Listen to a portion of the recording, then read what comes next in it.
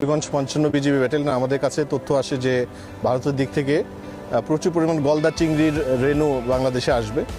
তো এটা জানার পরে আমরা সীমান্তর ৫ কিলোমিটার অভ্যন্তরীণ মুক্তিযুদ্ধ চত্বরে আমরা তল্লাশি চেকপোস্ট স্থাপন করি এবং দেখতে পাই ৩টি গাড়িতে বিপুল পরিমাণ রেণু বাংলাদেশে অভ্যন্তরে ঢাকার দিকে নিয়ে যাওয়া হচ্ছিল। তো তাৎক্ষণিকভাবে আমরা রেণুগুলো জব্দ করি। ওনাদের যে আইন আছে এই আইন অনুযায়ী এটা পানিতে অবমুক্ত করতে হবে। এটা আমরা এখন পানিতে অবমুক্ত করব। এটার বাজার দর আনুমানিক ২ কোটি টাকার ঊর্ধ্বে হবে। এখানে কয়েক লক্ষাধিক রেণু আছে।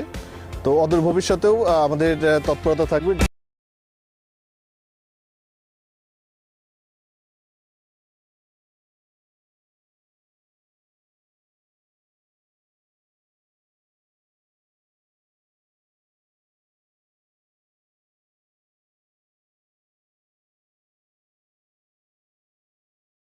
আমাদের দেশের সীমান্ত ব্যবহার করে এই ধরনের কোনো কিছু না আসে, যাতে করে আমাদের দেশীয় যে মৎস্য চাষি যারা আছেন, খামারি যারা আছেন, তাদের স্বার্থটা যেন রক্ষা পায়।